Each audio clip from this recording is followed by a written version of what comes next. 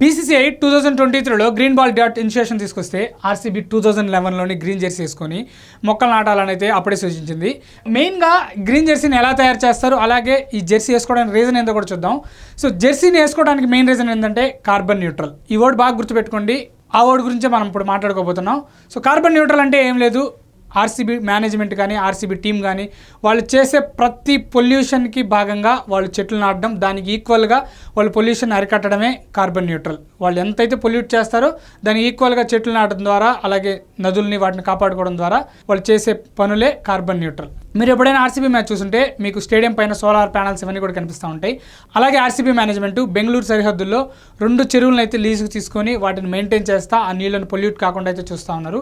దీన్నే carbon neutral అంటారు. మీకు అర్థమైపోయిందని నేను అనుకుంటున్నాను. అలాగే ఈ జెర్సీని ఎలా తయారు చేస్తారంటే స్టేడియంలో యూజ్ చేసే ప్లాస్టిక్ని అలాగే వేస్ట్ని రీసైకిల్ చేసి అయితే ఈ జెర్సీని అయితే తయారు చేస్తారు. సో దీని ద్వారా మనం చెట్లు నాటడమే కాదు, మనం ఎంత పొల్యూట్ చేస్తామో దానికి తగిన చెట్లు నాటడమే కార్బన్ న్యూట్రల్ అంటారు. దీన్ని ఆర్సీబీ 2011లోనే అయితే తీసుకొచ్చింది. సో ఆర్సీబీ ఈ ప్రపంచంలోనే మొట్టమొదటి టీం కార్బన్ న్యూట్రల్ అయితే ఇనిషియేట్గా తీసుకొని ఇలా జెర్సీని వేసుకోవడం ద్వారా అయితే ప్రపంచానికి తెలియజేసింది పొల్యూషన్ని కాపాడాలని.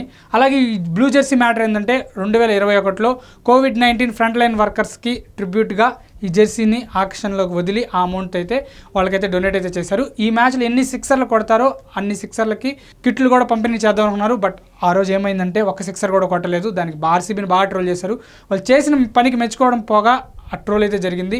అలాగే గ్రీన్ జెర్సీలో వాళ్ళు ఎక్కువ మ్యాచ్లు కూడా గెలవలేదు. 9 మ్యాచ్లు ఓడిపోయారు, 4 మ్యాచ్లు మాత్రమే గెలిచారు.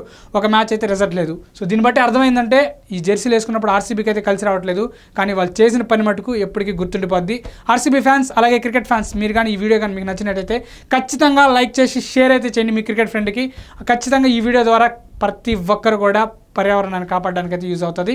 బాగా ఫ్యాన్ బేస్ ఉన్న ఆర్సీబీ లాంటి టీం ఇలాంటివి చేస్తూ ఉంటే ప్రతి టీం కూడా ఇనిషియేషన్ తీసుకొని చేస్తాయి. సో ఇది ఈ వీడియోకి ఇంతవరకు. ఖచ్చితంగా లైక్ చేసి షేర్ చేసి సబ్స్క్రైబ్ అయితే చేసుకుని ఉంటాను. By, thanks.